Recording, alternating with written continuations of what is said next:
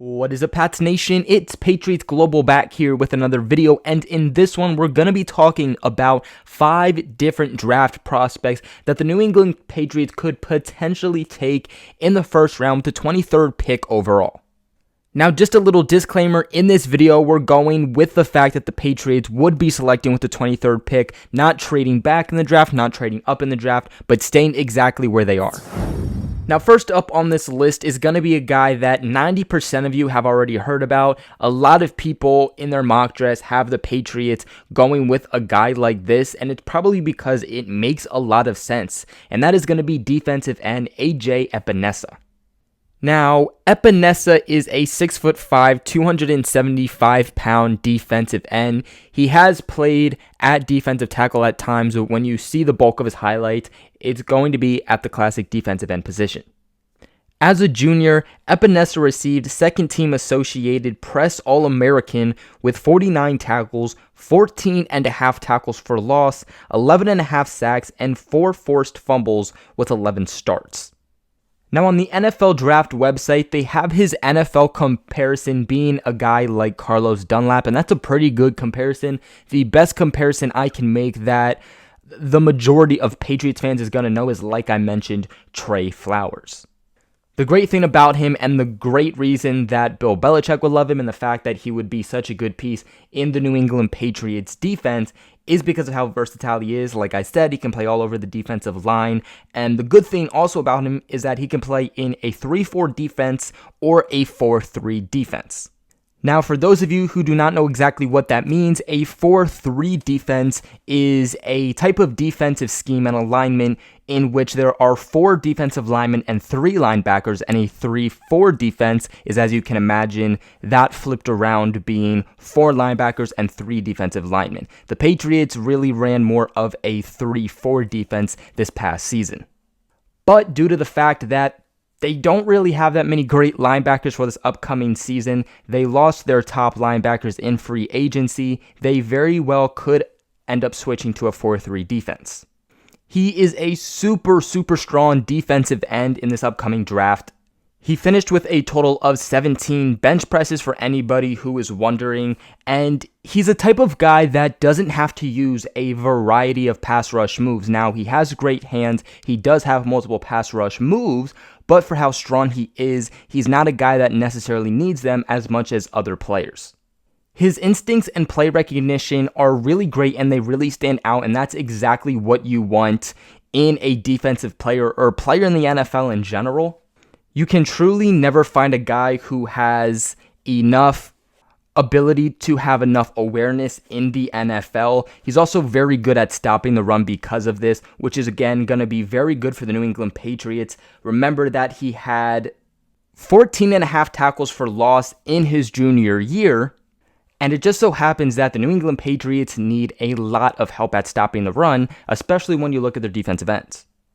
He has really good technique for a defensive end. He also has really great explosiveness, and that's exactly what you want to hear about a pass rushing guy on your defensive line. That's exactly what a lot of people loved with Chase Winovich, including Bill Belichick and the Patriots coaching staff, and they can get that same type of athleticism and explosiveness at defensive end like they got with Chase Winovich. So if you have Chase Winovich on one side and Epinessa on the other, that's going to be pretty hard to stop. He's definitely a really big guy. His size and length stand out tremendously when you look at the defensive linemen that are going to be available for this upcoming draft. And even if you just look at him in general, he's expected to be the 4th to 5th best defensive end in this upcoming draft, and also is expected to be about the late 20s as one of the best overall total draft picks. A great skill that Epinessa has is being able to get to the quarterback and stripping this ball, resulting in turnovers. And when you look at stripping the ball, the New England Patriots didn't have too many of those. They had a lot of interceptions. They did great in the turnover game, but it would be great to see a lot more strip sacks. And that is going to be Epinessa's cup of tea. Now, some things that are a concern with Epinessa is the fact that his elusiveness off the line is going to be slow. He only ran a 5.04 in the 40-yard dash. He also has some consistency issues with his technique when it comes up to the special teams and double teams. Epinessa had a really bad combine, which is why he is expected to fall more in this upcoming draft. I've seen a lot of mock drafts that have this guy going later in the draft. I've seen a few mock drafts that have him going before the 23rd overall pick. In my own opinion, I think that he would be there by the 23rd pick for the Patriots. And if the Patriots even don't select him then, I could see him falling even more, possibly going to the second round. Now, next up on the list is going to be safety Xavier McKinney. I'm actually a really big fan of this guy. I'm actually a pretty big fan, too, of the Patriots taking a safety with their first overall pick. Now, he's coming out of Alabama, 6 foot total as a safety, 201 pounds, and he ran a 4.63 in his 40-yard dash. He started all 13 games in his junior campaign, topping off the Tide's defense with 95 total tackles. 5 of those were for loss with 3 sacks, and finishing among the national leaders with 4 forced fumbles. He also had 3 interceptions on that season, broke up 5 other passes, and he had a blocked kick. Now, the big thing here is who's going to go first in the draft, okay? Is it going to be Xavier McKinney, or is it going to be Delpit? I'm a big fan of both. I would not mind seeing either or with the New England Patriots. I'm just personally a bit more of a fan of Xavier McKinney for the fact that he is a bit more of a playmaker than Delpit is. Delpit is more of a lockdown type of guy, make sure they don't catch the ball, rather than a playmaker like McKinney is. There's not much separating which one of those guys is expected to go first in this year's draft. It truly could go either way. There's, of course, always the chance, too, that both could be selected before the Patriots' 23rd overall pick. But I would be a bit surprised to see 2 safeties go before 23 with all of the other talent there is already within the first round. Like I said, McKinney is a big playmaker, and something that can attest to that is the fact that he returned an interception for a touchdown in both 2018 and 2019. McKinney also played in 13 games as a reserve on special teams with 8 tackles, 1 tackle, or 1.5 tackles for loss. He's a very athletic safety who has a lot of awareness also. And the thing about him is the fact that he can play really everywhere on the defense, okay? He split time equally at slot, free safety, and in the box, and accomplished a lot at each of those. On his report, it actually says that his coverage instincts and athleticism are very quick to burst, and they're more cornerback-like than they are safety-like, which is why he is more likely to be an upgrade for teams that are looking to upgrade their versatility in their snub packages. When I look at the help that the New England Patriots need at safety, especially for the future, they could 100% use a young guy to bring in, and having a guy like McKinney who is just so versatile, can play anywhere, has really good football IQ, and he has experience on special teams, it just seems like the perfect Bill Belichick selection. Because something else I will say about Bill Belichick and the draft in general is that Bill Belichick does not draft for current needs. Bill Belichick looks at the future of the team and selects a guy that's going to help them both now, but more specifically in the long run, and McKinney is exactly the guy.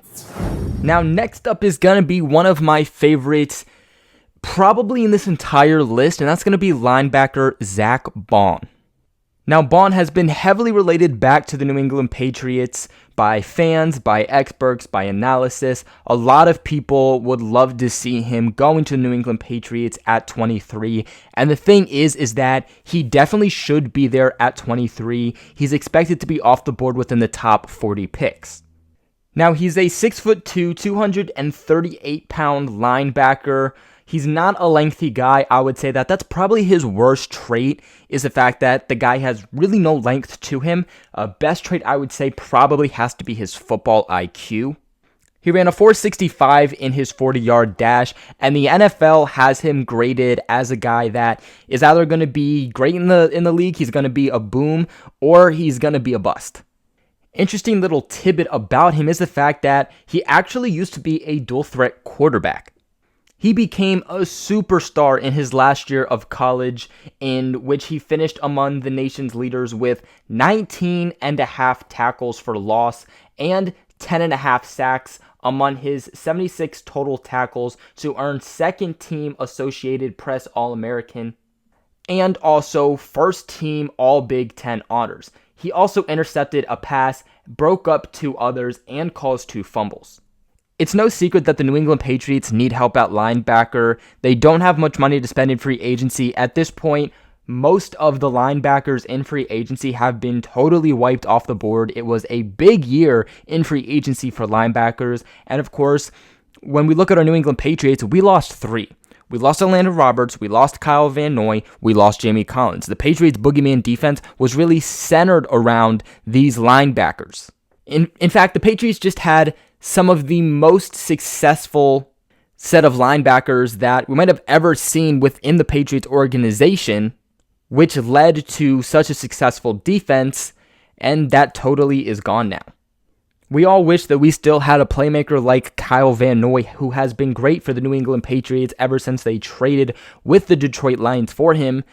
And the thing is that Zack Baun's NFL comparison is Kyle Van Noy. The guy is 100% an explosive and athletic linebacker. He is very good also at setting the edge. He's a nightmare for offensive tackles. And the very promising thing about him is the fact that he's still at the early stages of his pass rush development. He only can get better from here.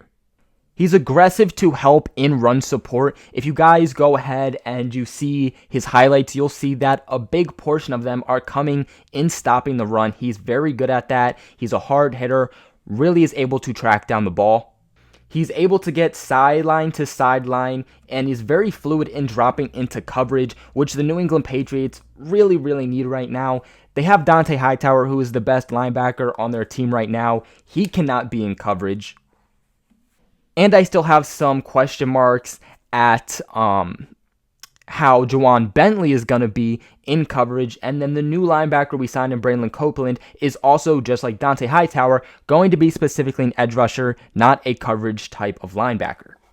When I look at him, when I hear about him, it all just screams Kyle Van Noy, a guy who is able to set the edge and be an actual legitimate edge defender, can also drop back into coverage and get the job done while also being great in run support.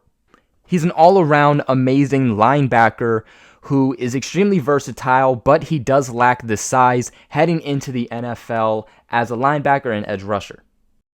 The fact that he already has his football IQ down and the fact that that's his best trait is really promising, because that's something you cannot teach. Really, mostly everything else you'll be able to teach in some type of manner, but being as smart as he is going to help him in every single aspect.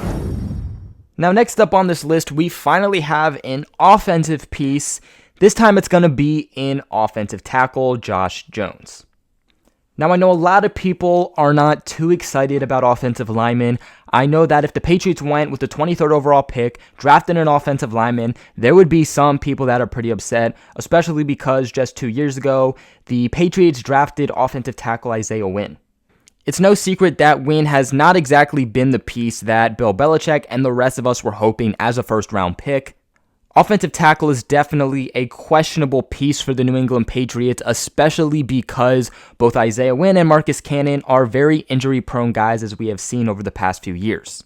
It's going to be important for whoever the quarterback ends up being with the New England Patriots in order for their passing game and rushing game to be really as successful as possible. They're going to need to make sure that they have a bolstered and established offensive line heading forward. And Josh Jones could potentially be that guy. Now, Jones played in Houston. He's a 6'5", 319-pound offensive tackle whose 40-yard dash was a 5.27 and had 24 bench presses. Now, he will bring a somewhat aspect of versatility to the New England Patriots. He has played at a couple of different positions within the offensive line, but over the past few years has really been more bolstered at the left tackle position. Now, his early tape will suggest that he's raw. Okay, that's just going to be the borderline aspect of a guy like him. The NFL actually has him graded as a player who should become a starter within his first 2 NFL seasons. He's a guy that needs time to develop. There's a lot of developmental aspects that are going to go into him. He's ultimately going to be a project for whoever does draft him. He's in some need of a lot of technical work. His technique does need help, but the later tape that we have seen from him suggests that there is a level of improvement, and it creates additional intrigue for the long run for a guy like him. Whoever does select him, they're going to get a guy who is good in the longer term. Maybe not within his first 1 or 2 seasons, but in the long run. He's good at left tackle, and he's going to be a very athletic piece at that. His hand placement as an offensive lineman is not perfect. It's not necessarily where it should be, but he is getting better. He's a great athlete, like I mentioned, with great bend through on his lower half, and his long frame is a great additional piece for his mass. NFL experts feel that the current issues that he has as a tackle are totally coachable and should definitely improve, especially depending on what type of organization he goes with. And I believe that a team like the New England Patriots, if they were to bring him in, they would be the best team, arguably, in order to develop him and really get the issues that he has out. He's definitely not going to be a guy that you want to plug in year 1. Like I said, there's a lot that has to go into a guy like him. But I think that with the value the Patriots are getting at 23, he could be a pretty nice selection. Not going to be the best offensive tackle on the board, but again, with being at 23, they're not going to be able to select the best, especially with the amount of teams that need help on their offensive line. Now, this last spot was definitely a hard one to select. For a little bit, I had another linebacker here, but I just had to put a defensive lineman. This guy's coming out of Auburn. It's going to be defensive lineman Marlon Davidson. Davidson is a 6'3", 303-pound defensive lineman, ran a 5.04 in his 40-yard dash, and also had 21 reps at his bench press. Defensive lineman would not be my favorite selection here with the New England Patriots at 23, but it's no question that they're making sure their defense is bolstered heading into next season. That is going to be the big aspect of the New England Patriots for next season. And when I look at their struggles, defensive tackle, it's definitely going to be a notable one. The New England Patriots lost Danny Shelton in free agency. They brought in Bo Allen to try to replace him, but the Patriots are definitely going to get a worse version at defensive tackle. Danny Shelton was definitely better than Bo Allen is, and even last year, it's no question that the New England Patriots did need help at the defensive tackle position. Adam Butler, they did get re-signed, which is a big piece there, but they're only going to have him for 1 year before he hits free agency, as along with Lawrence Guy. Both of those guys are in their their final years in their contract. In 2018, he started all 13 games in which he had 46 tackles, 4.5 for loss, 3.5 sacks. The third straight year he accomplished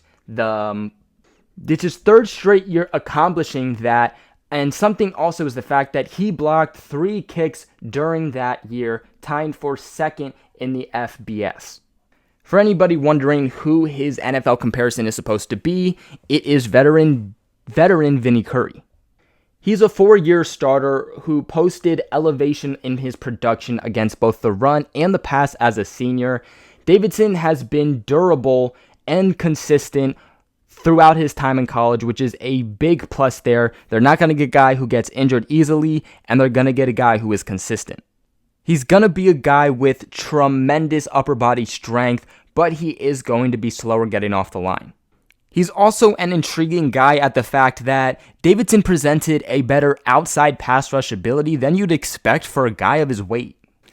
In the end, the New England Patriots need a guy within the interior of their defensive line who can, 1, be a big guy who can just plug the middle, make a difference in the run game, but 2, actually getting some pressure within the interior of their defensive line, okay? To be completely honest, we have only seen a guy like Adam Butler do that with the New England Patriots. Danny Shelton took a huge leap forward this past season. Of course, we lost him. And Lawrence Guy has definitely improved with it over the past few years. For the Patriots to get a guy who is, one, a developmental piece, but two, is good with consistency, he's durable, and has the ability to be a pass rush specialist, but also make a difference in the run game. That's exactly what we need. This is going to be it for today's video, though. This is 5 guys that the New England Patriots could potentially pick within their first round at pick 23. What are your guys' thoughts on these 5 guys? Is there anyone that you realistically could see the Patriots selecting at 23? Let me know all of your thoughts at that in the comment section below. Like this video and subscribe to the channel for all of your New England Patriots content. And like always, if you guys would like to text me about, the channel, some questions you have, or would just like to get some updates about the channel and New England Patriots, my number will be in the description box below. Thank you all so much for watching, and I'll catch you guys in the next video.